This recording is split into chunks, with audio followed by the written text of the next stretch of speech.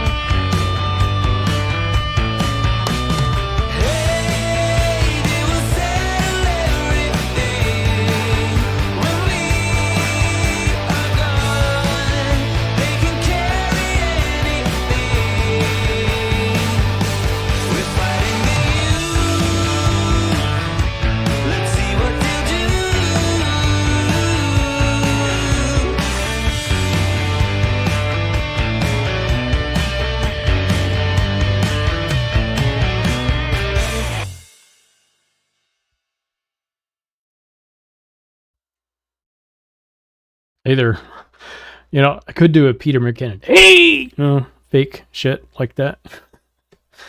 But thank you for joining me tonight, and I want to apologize. I think from this point forward, whenever I do a live stream, the live stream will not be monetized. I will monetize the playbacks, but not the live stream, and that's my bad. I didn't even think about that, but you live and learn, right? And brings up the question of why the heck did I spell it the right way? Well, there's a little bit of I've been thinking about this, and it really dawned on me. If you watch my channel, you know that I am a firm believer there are no coincidences. Coincidence is just God's way of staying anonymous, kind of thing, God winks. If you watch the Hallmark Channel and Christmas movies, I don't know, let me take this off. I think those are important if I'm talking to somebody, but right now I'm talking to you. A couple things have kind of percolated to the top. The paint and drink activity is still planned for this Christmas season with the family visiting. I think we're going to have about 8 people sitting around a table, painting with acrylics. We're going to be painting the gnome, which I talked about in a previous video. And I went ahead and got some supplies, which is from Amazon. I got like a few of these for everybody to sit at the table. It's just something to hold. I got some wood panel, canvas, gesso covered wood panels with canvas on them to paint on. I believe I have all the acrylics, but I better probably tomorrow I'll make sure. We do not yet have our drinking supplies, which I think my wife and I are planning on going to a store. We don't have drinking supplies. I mean, I have some wine that I'm now drinking right now. I typically don't drink wine while I'm doing these live shows, but I am doing this tonight. I pre-flighted a little bit, I'll have to be honest with you, because I've been thinking about doing this show and what it means to this channel and what it means to you. Because if you're a subscriber to this, you subscribe for a specific reason or something a value perception that I would provide to you. I don't know why. Because my stuff, I'm going to say, my shit's all over the place. I realize that. And that's the realization I came to. I talk about anything and everything, and it's nothing specific, nothing niche specific. Maybe that's something you like, and I don't know. But it kind of bugs me because it's the exact opposite of what every YouTube expert tells you that you're supposed to do. I love to paint. I love to draw. I love to write. I love to play music. I love to talk about weird stuff like Skinwalker Ranch, about aliens and about Bigfoot, about really weird things. I'd like to talk to people about those things, and this may not be why, or where does imagination come from, and why is imagination important in your life? Why are dreams important in your life? This is my Bible. What's the difference between belief and faith? Are you a Christian or not? I don't really care. If you're a Christian or not, I don't. But I think that the moral lessons in here are somewhat important. And that's important to me to express to you. I know that I'm all over the place. And I think that is a problem. And that's why I'm drinking wine, because I've been thinking about this, is that if I'm going to share my art, then I want to do so in a very specific way. And I've made a decision that after the new year, all of my painting stuff, the art stuff that I do is going to be very niche specific, and I'm going to put it on Bull Creek Studio, which is another channel that I own. And that's all that's going to go on there. And I think I have one video that's public right now. It's about Battlefield 2, and I will remove that, and I will start that channel as a studio channel. For what it was intended, a studio channel about my studio and my art, and about drawing and painting and those activities. On this channel, it's going to remain somewhat esoteric, I have to admit, because I like talking about everything. Everything interests me, especially if you're a curious person and you like to discuss Skinwalker Ranch and what Skinwalker Ranch is. I'm your guy. If you like talking about the real Bigfoot or the real Men in Black, either one of those topics.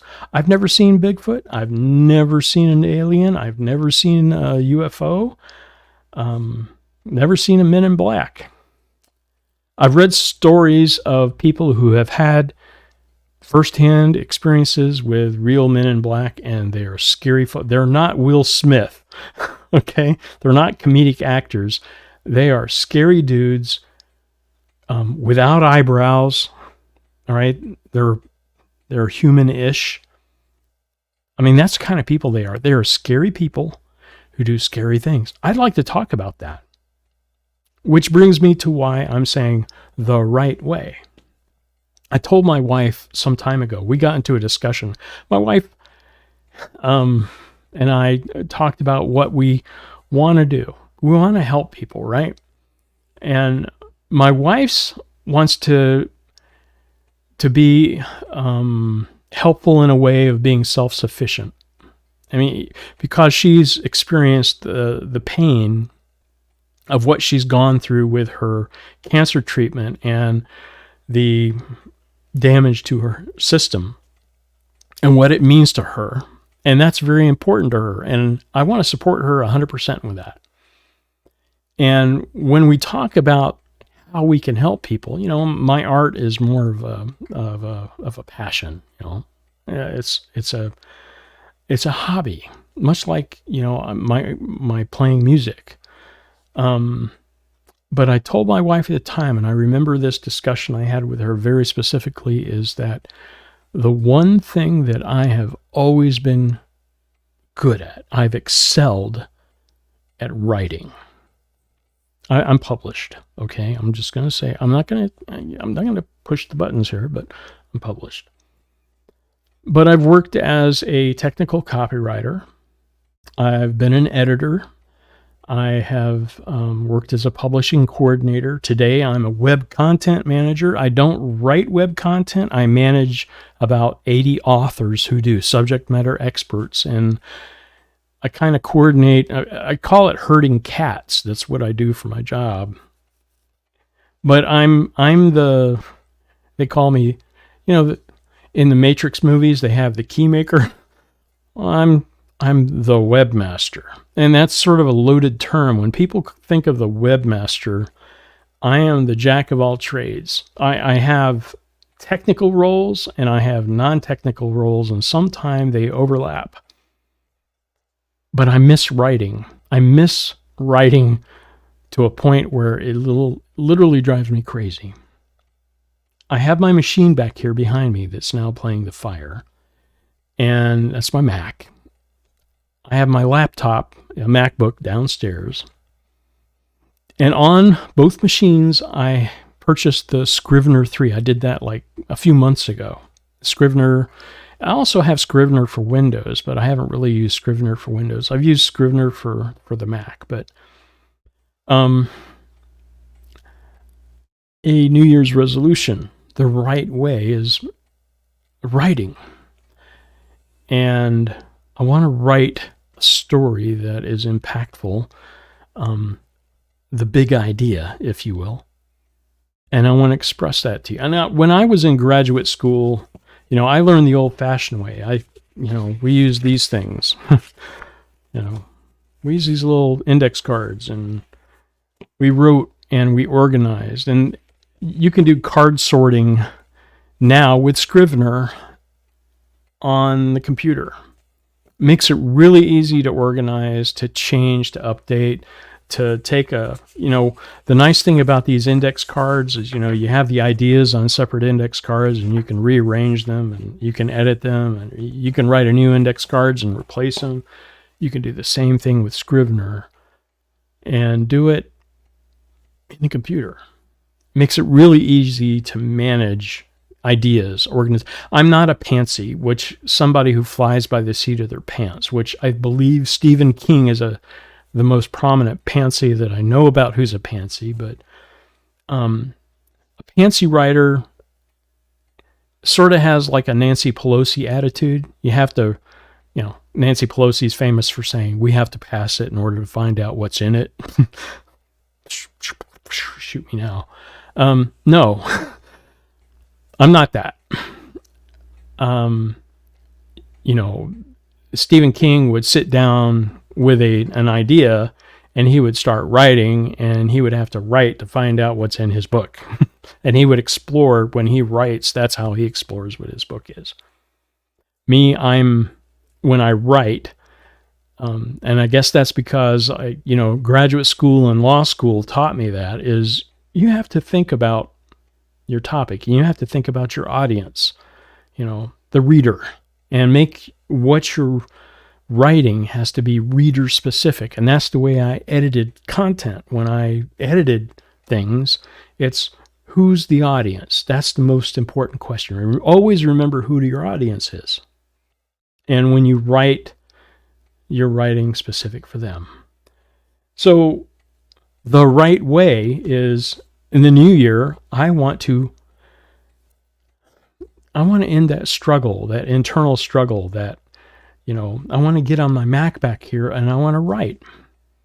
On my other channel, I'm not giving up my art. Don't get me wrong. My painting is still going to exist and it's still going to occur on Bull Creek Studio. I'm not going to be painting with oils because, especially during the winter months, because I know my wife has the systemic reactions to the oils, to the smells. We'll wind up in the hospital and we don't want to do that. I'll be painting probably with acrylics when I paint.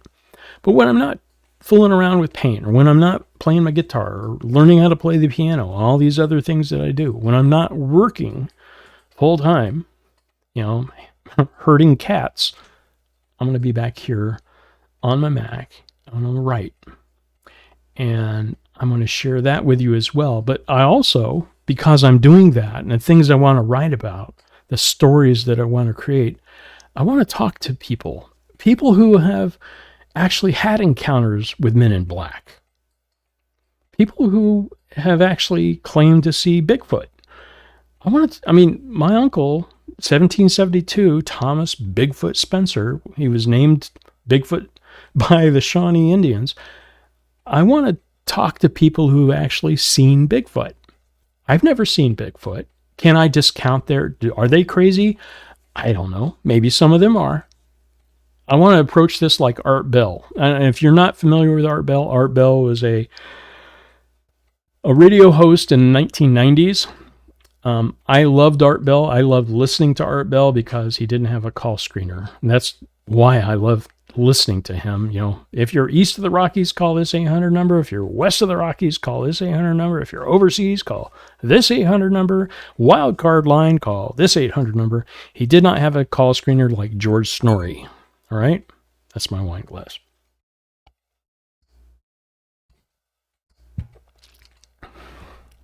Yeah. But I want to talk to those people. And that kind of works into what I want to do with, here on the channel with regards to, I guess, what Google announced. Google in the new year, if you haven't heard this, YouTube is getting into the podcast game. Yes, they are. In a big way. And that's not a bad thing in my mind as a technologist. Google's foray or, getting into the podcasting scheme, it actually has some benefits. You think about it. If you watch Joe Rogan, you've probably seen Joe Rogan clips or listened to Joe Rogan. If you listen to Joe Rogan, you've seen Joe Rogan or other podcasters here on clips on YouTube. You can already host using not Google Drive. It's kind of not on the terms of service, but there are other Google products that you can use to host a podcast in MP3. But when you upload a video, here I am, closed captions here on YouTube. That makes this video more inclusive, more accessible to people. If you're at work, you can turn the sound off and you can listen to closed caption or read closed captions, as it were, on the bottom of the screen without disturbing other people. That's the value of having video on YouTube. Plus, you get the added benefit. If I want to show a video, I just show a video. I can show you and not tell you, which is a big thing in writing. If you're a writer, you probably heard that before. Show, don't tell. Well, it's the same thing in video here on YouTube. Show people, don't tell people. Here I am on a talkie talk, 20 minutes into this little presentation here, and all I've done is talk. Okay, I get it. Yes. But that is the right way. And if you're interviewing someone, maybe you're not using Zoom or something like that. I'll probably ask you, if you're interested, your feedback on what, leave a suggestion to me in the description below about how you think I should proceed. Do a Zoom call. If it did a podcast, especially, do a Zoom call and interview people over Zoom, or just do it over the phone? Or should I have open lines? I have here we are on Google YouTube. Why not use Google Voice, a Google Voice number, make that available to you, and do what Art Bell did, invite you to call, and we can just have a discussion. I don't want to use a call screener. Why not? Could we do that? Is that something that appeals to you? It appeals to me in a somewhat of a, kind of a weird way, but yeah, why not? The dangerous things, what if you're crazy and you call that Google number and you use bad language or talk about something that's inappropriate? I would have to cut you off, or I'd have to learn how to do an audio delay and use, a delay tactic. I've never done that before. I'm not a broadcast professional, although I was the voice of Dell for Dell Computer Corporation. That's another job I had some time ago. I was the voice of Dell. Thank you for calling Dell Computer Corporation, the world's leading computer manufacturer. Press 1 for technical support. Press 2 for customer service. Press 3 for, actually it was the other way around. Press 1 for sales. Always 1 for sales. 2 for customer service. 3 for technical support. Something like that.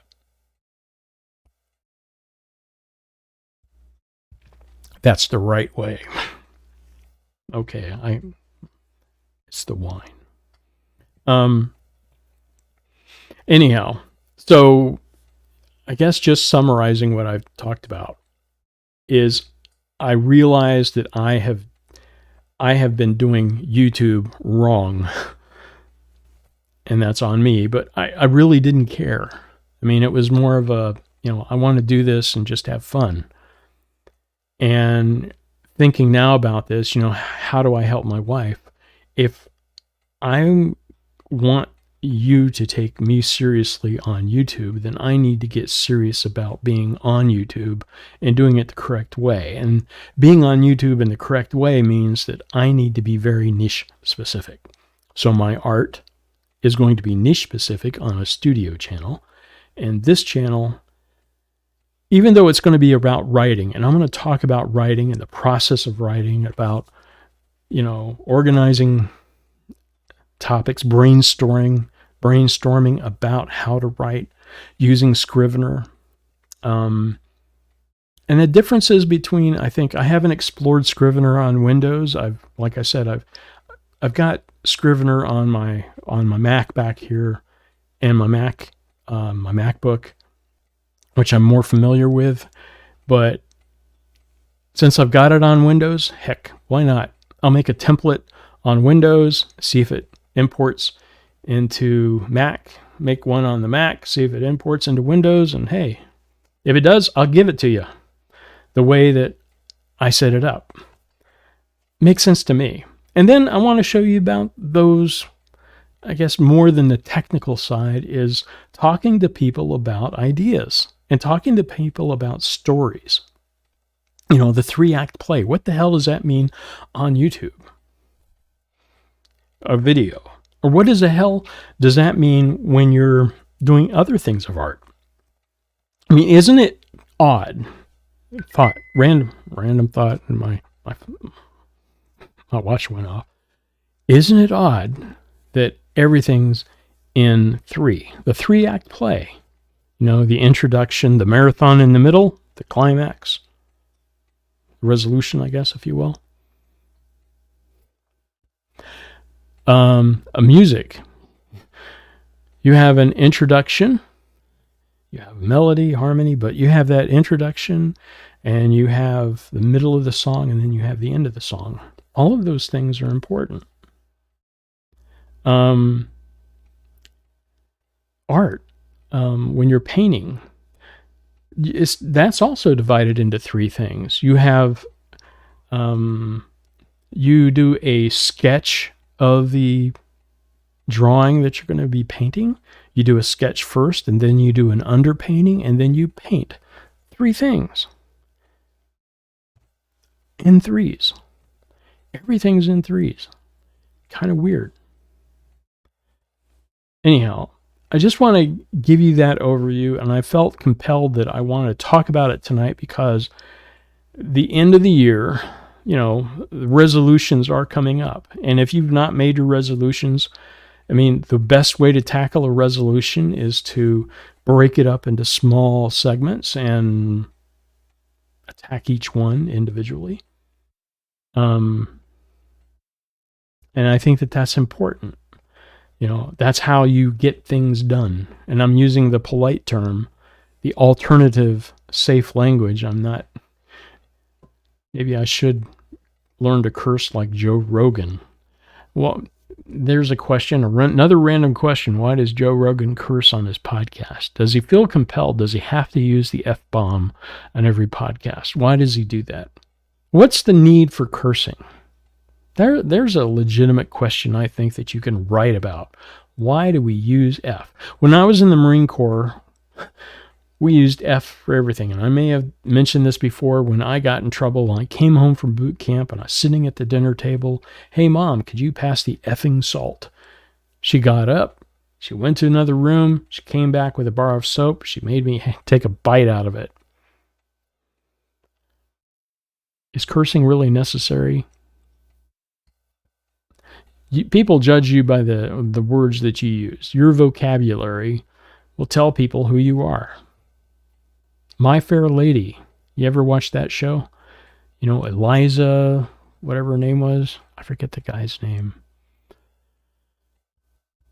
But if you watch that movie, it was on Netflix. It may be on Amazon Prime. That's a movie worth showing, but think of it in the context of someone, a Cockney accent from England, being educated to enunciate and pronounce words in a specific way changes the way that people perceive her to be. She's still the same person, only the way that she speaks is different. It's the same way, I think, that someone who has, if you want to call it Ebonics, has a vernacular. I grew up in Boca Raton, Florida, went to Delray Beach I was bused to Delray Beach Elementary, which was a black school. All right. I was in the poor section of Boca Raton. Therefore, I was the one who was bused to the black kids' school, which was very poor compared to where Boca Raton was. And going to a black school and being culturally enriched It's the way I want to describe it, because I had a lot of good friends there in Delray Beach, and I learned to love soul food at Delray Beach Elementary School, Mrs. Lycurgus. I got paddled by the principal once. Another story for another day. But, those things in life, people will judge you for the way that you talk. People will judge you for the way that you dress. Those are the first impressions, your body language, the way that you present yourself. Those are important in life. And here I am, I'm talking and drinking. Okay, so I had another glass before I had this one. And maybe that's the wine talking, but I just wanted to, again, get it out there that that's my plan, and that's why I'm doing it. The new year, to be serious about YouTube, to talk about dreams, to talk about imagination, to talk about consciousness, to talk about the relationship between quantum physics and spirituality. They are not separate and distinct. They are more intertwined than I think you may be led to believe. I think that quantum reality, 12 dimensions of reality predicted by quantum physics. I think it's 12 right now. I haven't kept up on my quantum mechanics theory, but it was 12 the last time I read up on quantum mechanics. 12 dimensions of reality predicted to exist. And the fact that there are now scientific studies that correlate spiritual existence beyond death that may exist or are suggested to exist in the quantum realm. We are more than what we appear to be. We are spiritual beings in an incarnate form here on earth. And this Bible is merely a story about that reality. Think about that. All myths start with reality, something true. Bigfoot, whatever. Anyhow, I guess I want to kind of parlay it into that. That this is where we're going. And what it means to be alive. And when we talk about things, when you go to the library and you look up a topic, you're looking at a topic that you're interested in, that makes sense to you, that you want to investigate. Do you go to the section and talk or read about aliens? What interests you? Is it nonfiction? I have lots of biographies. I got Thomas Jefferson, George Washington. All those guys are back here in my library. I also have a Mennonite cookbook back here. Springerly cookies, that's still on my menu for this Christmas. But I also have some other things, some fictional works. Tom Clancy, Stephen King. Yes, I do read Stephen King. Some others as well. Jordan Peterson, The 12 Rules of Life. Who hasn't read that? If you've not read that, I suggest you read Jordan Peterson. He will make you think. He will. Anyhow, with that, I'd like to tell you thank you for watching tonight. I appreciate you tuning in. And from here forward, none of my live streams will be monetized. And what I think I may do, just to let you know here at the end, is I don't want to record a video and edit it beforehand unless I really have to. Otherwise, I just want you to see the authentic, this is who I am.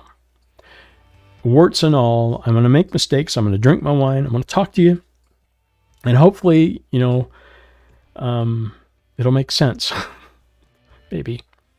And we can go from there. Till next time, see ya. Take care. Bye.